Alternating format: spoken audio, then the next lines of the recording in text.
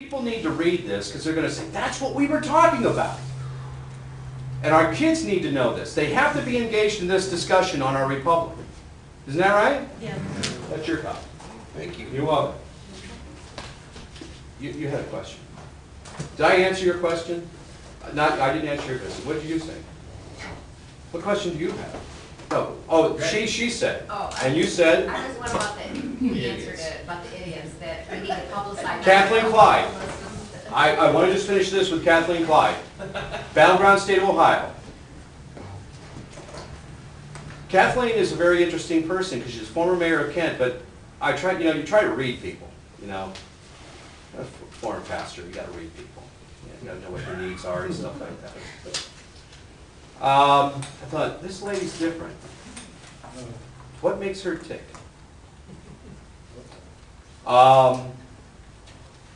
Then she started to give it away a little bit. She opposed all of this legislation, by the way, adamantly. And you'll hear her quoted on public radio. So if you hear me on public radio, you'll hear her as the opposition to all this kind of thing. And if we have this photo ID rally, believe me, she'll be out there talking against it.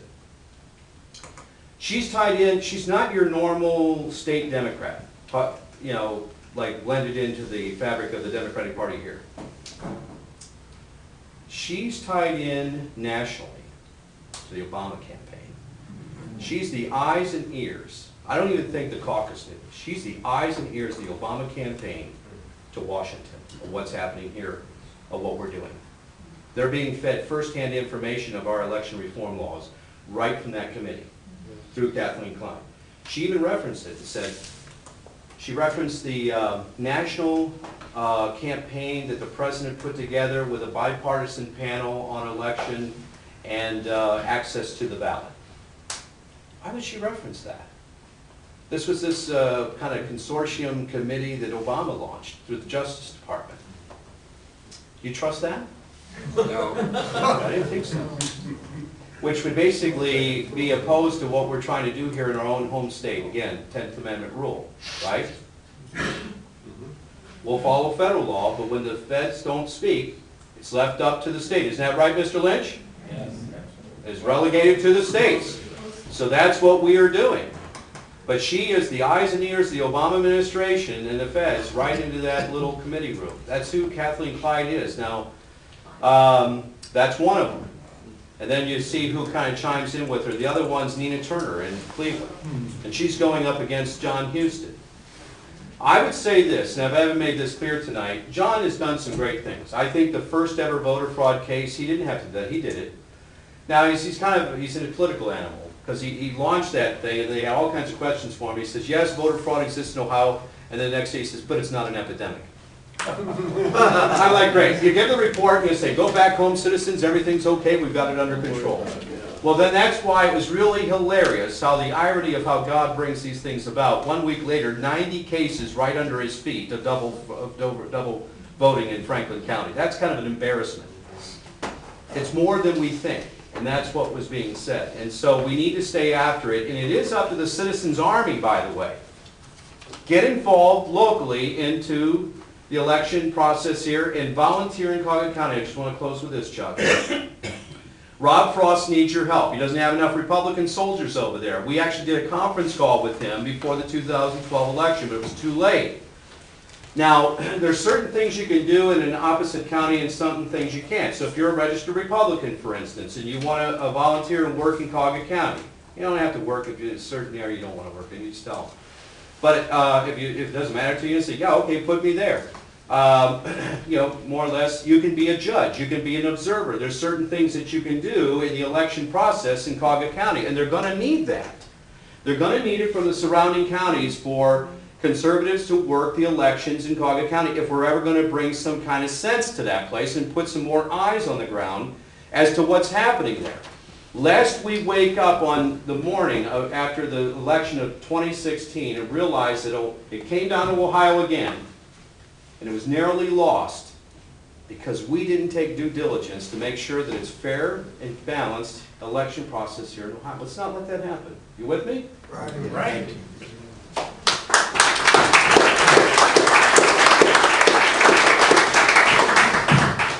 Chuck, can I say say one thing to Chris. I appreciate what Chris has done, and we certainly learned a lot from him. I'm not sure everyone here.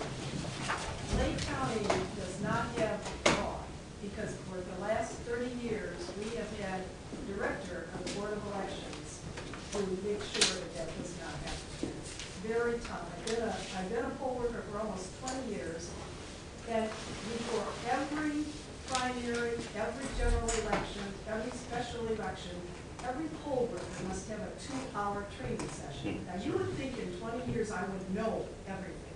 I still have to attend that training session. They're very, very strict in Lake County, and they're very fortunate. Very good. You know what? I bet you in the report there wasn't much that came out of Lake County. By the way, this has all led to some very good things. The training sessions, for instance, in Cauga County, Mike Griffith, who testified about that provisional ballot being made its way, he said, Chris, you wouldn't believe the time that they spent on provisional ballots and being careful after them here in Cauga County. So, hey, some good things are coming of all this. We'll be back at the break. Okay, we're running a bit late, but I've got a couple of things just before we close. I thank you for your careful attention, and thank Chris for his wonderful presentation and the good work that they're doing to reform our election process. If you are not a member yet of the Lake County Liberty Coalition, the dues are $25 a year. It's not terribly a lot, but your support would be appreciated. If you like the things that we're doing, the kind of programs that we present, and the kind of work that we do to support conservative candidates, that would be appreciated.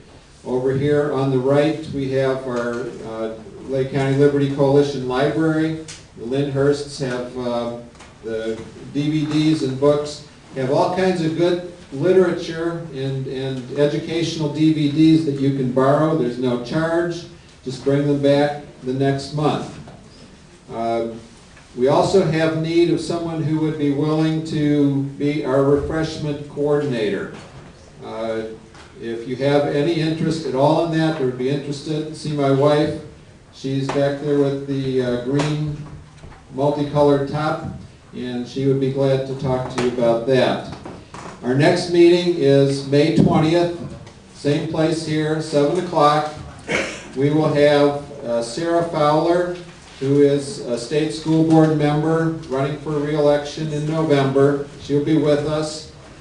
She also has a fundraiser on May 30th at Menor Beach Park, so if you recognize the good work that she's done, there are some tickets, I think, available in the back for that fundraiser, and that would be greatly appreciated. I'll just add one thing to that. Sarah does have a Democrat challenger this year who has a lot of money.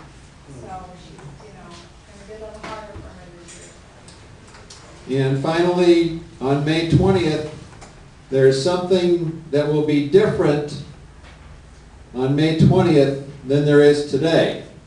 The election is over. The election will be over. We will be talking about the results of the election and the work going forward for the general election in November. So thank you for your kind attention tonight, and God bless you all.